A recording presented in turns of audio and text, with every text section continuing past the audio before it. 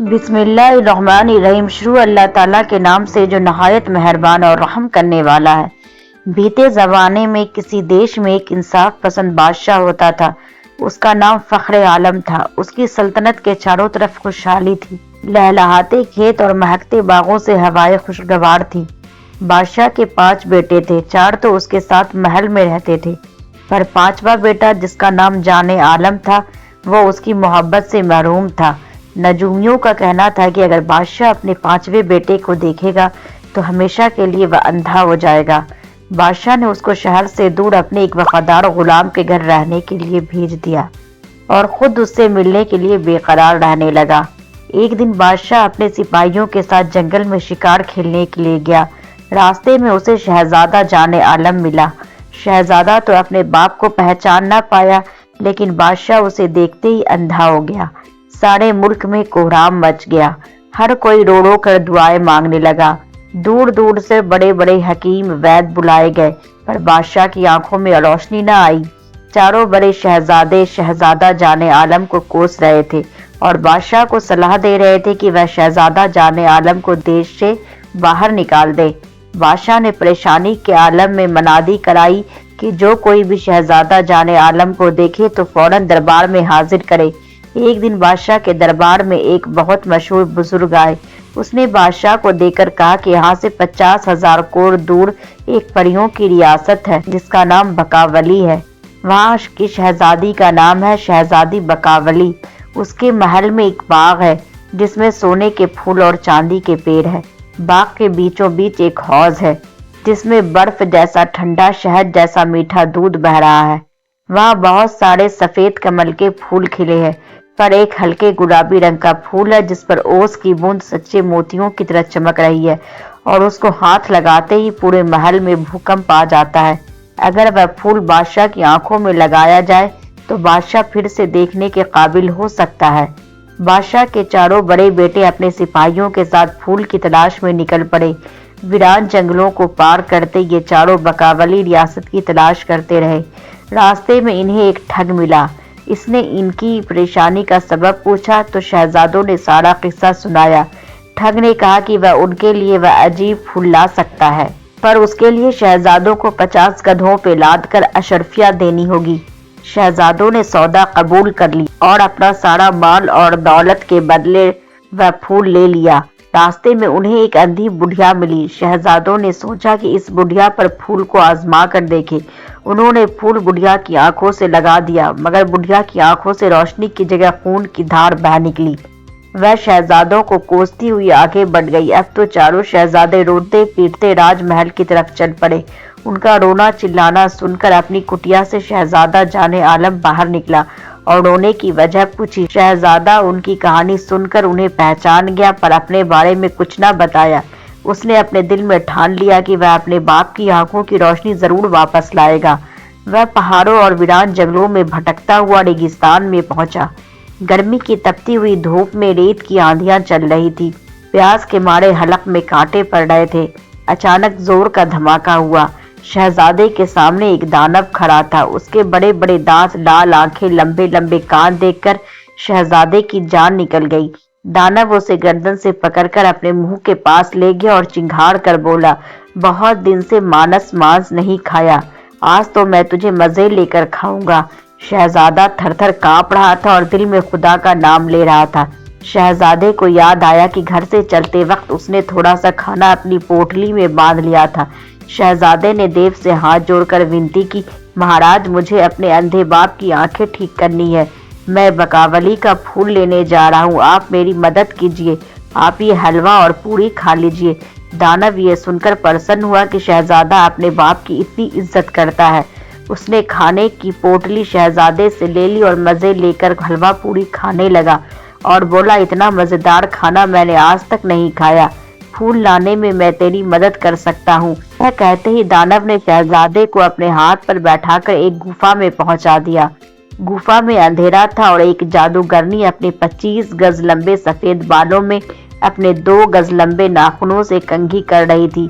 उसकी आंखों से तेज रोशनी फूट रही थी। शहजादे को देखकर जादूगरनी जोर से बोली, आ बच्चा, मैं तुझे बकावली के महल तक पहुंचा दूंगी। اس نے اپنی جادوئی چھڑی گھمائی تو 8 بڑے دانو حاضر ہو گئے۔ جادوگرنی دہاڑی چوہے بن جاؤ۔ آدم خور دانو چوہے بن کر جادوگرنی کے پیر کے پاس آ گئے۔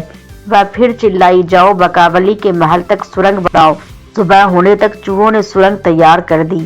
جادوگرنی نے شہزادی سے کہا، سرنگ سے باہر نکلتے ہی تجھے سونے چاندی کے پیروں والا باغ ملے گا۔ جیسے ہی تو باغ میں پہنچے گا تو وہاں کے سارے پھول ہنسنے لگیں گے۔ بڑے بڑے دانو اور چڑیلیں چیختی چنگھاڑتی تیرے پیچھے دوڑیں گی، لیکن اگر تو نے پیچھے مڑ کر نہیں دیکھا تو تیرا بال بھی بانسا نہیں ہوگا، اور کہیں تو نے مڑ کر دیکھ لیا تو پتھر کا بن جائے گا اور پھر کبھی انسان نہیں بن پائے گا۔ من میں خدا کو یاد کر کے شہزادہ سرنگ کے راستے باغ میں جا پہنچا۔ اس کے باغ میں قدم رکھتے ہی پھول نے زور زور سے ہنسنا شروع کر دیا۔ اس کے پیچھے دھم دھم کرتے قدموں کی آوازیں اس کے کان کے پردے پھاڑنے لگی، پر شہزادہ باغ کے بیچوں بیچ اس ٹھنڈے میٹھے دودھ کی نہر کے پاس پہنچ گیا اور اس گلابی کمل کی تلاش کرنے لگا۔ خوشی سے اسے اپنی آنکھوں پر یقین نہیں آیا جب اس نے اس انوکھے پھول کو دیکھا جس پر سچے موتیوں کی ڈڑیاں چمک رہی تھی۔ شہزادی بکاولی پھولوں کی سیج پر لیٹی میٹھی نیند میں سو رہی تھی۔ شہزادہ بکاولی کے خوبصورتی کو دیکھ کر حیران رہ گیا۔ اس نے جھٹپٹ پھول توڑ لیا۔ پھول توڑتے ہی سارا باغیچہ گھور اندھیرے میں ڈوب گیا۔ پھولوں کا ہنسنا بند ہو گیا۔ سونے چاندی کے پیر اور پھول جل کر راکھ ہو گئے اور حسین شہزادی چیخ مار کر اٹھ بیٹھی۔ یہ ڈراونا منظر دیکھ کر شہزادہ دوڑتا ہوا گفا میں گھس گیا اور بھاگتا ہوا جادوگرنی کے پاس آ پہنچا۔ اسے صحیح سلامت دیکھ کر جادوگرنی بہت خوش ہوئی اور شہزادے کو اپنا سفید لمبا بال دے کر بولی، جب تمہیں میری ضرورت پڑے تو اس بال کو سورج کی روشنی میں دیکھنا، میں حاضر ہو جاؤں گی۔ شہزادی بکاولی رو رو کر دیوانی ہو گئی، پر پھول نہ ملنا تھا سو اسے نہ ملا۔ اس نے سوچا کہ وہ پھول کو خود ڈھونڈے گی۔ وہ محل سے باہر گئی۔ شہزادہ جان عالم خوشی خوشی اپنے محل واپس جا رہا تھا۔ راستے میں اسے وہی بڈھیا ملی جس کی آنکھوں پر چاروں شہزادوں نے نکلی پھول کو آزمایا تھا۔ شہزادے نے سوچا کہ پھول کو بڈھیا کی آنکھوں سے لگا کر دیکھنا چاہیے۔ جیسے ہی پھول بڈھیا کی آنکھوں سے لگا، بڈھیا زور سے چلا اٹھی، میں دیکھ سکتی ہوں، اللہ تمہاری ساری مرادیں پوری کرے۔ وہ شہزادے کو دعائیں دیتی ہوئی اپنے راستے کو چل دی۔ شہزادے کے چاروں بھائی راج محل واپس جا رہے تھے کہ راستے میں انہیں یہی بڈھیا ملی۔ انہوں نے اسے پہچان لیا اور پوچھا، تو اندھی تھی پر اب تیری آنکھیں ٹھیک ہے، کیسے یہ چمتکار کیسے ہو گیا؟ بڈھیا خوش ہو کر بولی، ایک نیک دل نوجوان نے گل بکاولی کو میری آنکھوں سے لگایا اور میری آنکھیں ٹھیک ہو گئی۔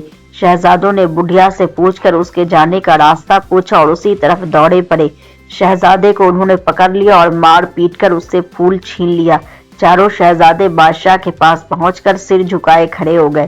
بادشاہ کو جب یہ پتا چلا کہ وہ گل بکاولی لے کر آئے ہیں، اس نے جلدی سے پھول کو اپنی آنکھوں سے لگا لیا اور بادشاہ خوشی سے چیخ کر کھڑا ہو گیا اور بولا، میں اندھا نہیں ہوں، اب مجھے سب چیز دکھائی دے رہا، مجھے سب کچھ دکھائی دے رہا ہے۔ اس نے چاروں شہزادوں کو گلے سے لگا لیا۔ سارے دیش میں خوشیاں منائی گئی۔ بادشاہ کی طرف سے سب کو اشرفیاں، ہیرے موتی دان میں دیے گئے۔ ادھر شہزادی بکاولی اپنے پھول کو ڈھونڈتی ہوئی بادشاہ کے دیش میں پہنچی۔ وہاں جا کر اسے معلوم ہوا کہ بادشاہ کے آنکھیں کسی پھول سے ٹھیک ہوئی ہے۔ وہ سمجھ گئی کہ یہ اسی کا گل بکاولی ہے۔ وہ ایک داسی کا روپ بنا کر راج محل میں رہنے لگی جس سے وہ اپنے پھول کو واپس پا سکے۔ شہزادہ جان عالم سمجھ گیا کہ اس کے بھائیوں نے اسے دھوکہ دیا ہے۔ اس نے سوچا کہ اب جا کر بادشاہ کو ساری سچائی بتا دینی چاہیے۔ وہ اپنے شہر کی طرف چل پڑا۔ وہاں پہنچ کر اس نے جادوگرنی کے بال کو سورج کی روشنی دکھائی۔ ایک زوردار دھماکے کے ساتھ جادوگرنی حاضر ہو گئی۔ شہزادے نے حکم دیا کہ بکاولی جیسا محل بناؤ۔ جادوگرنی نے جھک کر کہا، جو حکم میرے آقا، کہہ کر جادوگرنی پھر سے آسمان میں اڑ گئی اور ایک پل میں عالیشان محل تیار ہو گیا جس میں نوکر، چاکر، پہرے دار اور ہزاروں سپاہی شہزادے کے سامنے سر جھکائے کھڑے تھے۔ شہزادہ جان عالم کے عجیب و غریب محل اور بے شمار دولت کی شہرت کی خبر بادشاہ کے کانوں تک پہنچی تو بادشاہ نے سوچا کہ جا کر دیکھنا چاہیے کہ وہ کون ہے جو اس سے زیادہ مالدار اور طاقتور ہے۔ بادشاہ نے اپنے آنے کی خبر بھجوائی تو شہزادہ بہت خوش ہوا۔ اس نے بادشاہ کو اپنے سپاہیوں کو بھیج کر بلوایا۔ بادشاہ کی داسیوں میں گل بکاولی بھی تھی۔ شہزادے کے محل کو دیکھ کر بادشاہ حیران تھا۔ محل میں ہر چیز لاجواب تھی۔ शहजादी बकावली महल को देखकर सोच में पड़ गई कि उसके महल के जैसा महल शहजादे ने किस तरह बनवा लिया। इसका मतलब है कि यह मेरे फूल को इसी शहजादे ने चुराया है। बादशाह महल के एक एक चीज को आंखें फाड़ कर देख रहा था। शहजादा अपने बाप को पहचान गया और बादशाह के करीब आकर बोला, अब्बा हुजूर। बादशाह ने जल्दी से शहजादे को अपने सीने से लगा लिया। चारों शहजादे जोर से चिल्लाए, नहीं, ये कोई मक्कार जादूगर, आप इसकी बातों में मत आइए। शहजादे ने जादूगरनी का दिया हुआ बाल निकाला और उसे सूरज की रोशनी दिखाई। एक जोरदार धमाके के साथ जादूगरनी हाजिर हो गई और सिर झुकाकर बोली, बादशाह सलामत, यही आपका बेटा है और इसी ने बकावली के फूल से आपकी आंखें ठीक की है। यह कहकर जादूगरनी गायब हो गई। बादशाह ने शहजादे को फिर अपने सीने से लगा लिया और सारे देश में ऐलान करा दिया कि बादशाह के बाद शहजादा जाने आलम इस देश का बादशाह होगा। शहजादा ने कहा, अब्बा हुजूर, मैं अब यहाँ नहीं रह सकता। मैं अब वापस परियों के देश बकावली जाना चाहता हूँ। वहाँ की शहजादी फरिश्तों की तरह मासूम और जन्नत की हूरों की तरह पाक और हसीन है। मैं उस परियों की शहजादी से शादी करना चाहता हूँ। बकावली शहजादी सामने शर्म से झुककर बोली, शहजादे, मैं भी आपको ढूंढती हूँ यहाँ तक पहुँची हूँ। मैंने भी आपके जैसा नेक और ईमानदार इंसान नहीं देखा। मैं अपने महल वापस जाकर क्या करूँगी? अब यही मेरा घर है। बादशाह ने दोनों के सर पर अपना हाथ रख दिया और शहजादे ने बकावली का फूल उसके बालों में लगा दिया। बादशाह ने दोनों की शादियों की मुनादी कराई और चारों शहजादे को देश से निकाल दिया। मोहतरम हजरात, अगर मेरी ये कहानी पसंद आई हो तो इसे लाइक करें, शेयर करें और सब्सक्राइब करें।